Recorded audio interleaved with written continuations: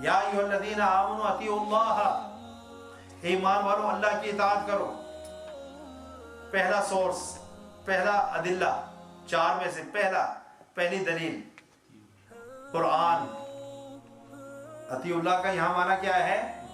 कुरान, अल कुरान, कि कुरान की इताअत करो, क्योंकि अल्लाह की इताअत, वो कुरान की इताअत अल्लाह की इताअत है। जो कुछ अल्लाह ने कहना था वो तो कुरान में कह दिया ना।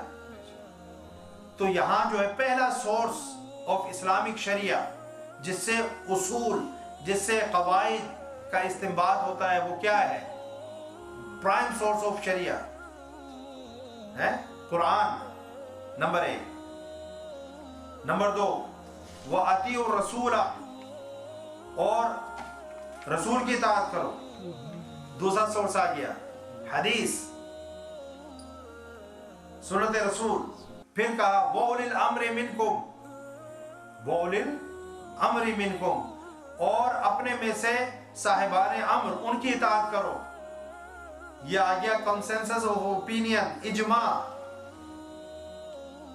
क्योंकि जो उलुल अम्र होते हैं उन पर लोगों का इजमा होता है, कंसेंसस होती है, उस पर लोग एग्री होते हैं। इजमाए उम्मत, इजमा सुना है ना आपने लफ्ज इजमा।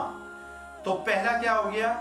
अल कुरान, दूसरा अल हदीस, तीसरा अल इजमा, और चौथी जो है दलील फ़इन तनाज़अतुम फ़ी शैइन फ़रुद्दूहु इलल्लाहि व रसूलिही। फिर अगर किसी मसले में तुम बाहम इख्तिलाफ करो तो उसे हतमी फैसले के लिए अल्लाह और रसूल की तरफ लौटा दो। मसला ये है कि कुरान और हदीस के अंदर वो जुज़ी आपको नहीं मिल रही। जो बात जो है आप ढूंढना चाहते हैं कुरान और हदीस में बयानी ही वो मसला उस तरह से नहीं मिल रहा। अगर बयानी ही मिल रहा हो तो फिर तो क़यास की जरूरत ही नहीं होती। तो कुरान और हदीस के अंदर जो मसला आपको दरपेश है आज के दौर में, एज इट इज वो मसला कुरान और हदीस के अंदर मौजूद नहीं। अब क्या करें? फरुद्दूहु इलल्लाहि व रसूल, अब भी जो है मामला अल्लाह और उसके रसूल की तरफ लौटा दो, और देखो कि उस जैसी कोई नजीर हो। एज इट इज सेम मसला तो कुरान और हदीस में नहीं है, लेकिन उससे मिलता जुलता, सिमिलर, अगर कोई तुम्हें कुरान से नस मिल जाए, कोई तुम्हें हदीस से जो है नस मिल जाए, तो उसके ऊपर क़यास करके उस जैसा मामला तुम इसके अंदर भी कर सकते हो। इसको कहते हैं क़यास। क्या कहते हैं? क़यास। तो 4 अदिल्ला हो गए, कुरान, हदीस, इजमा और क़यास।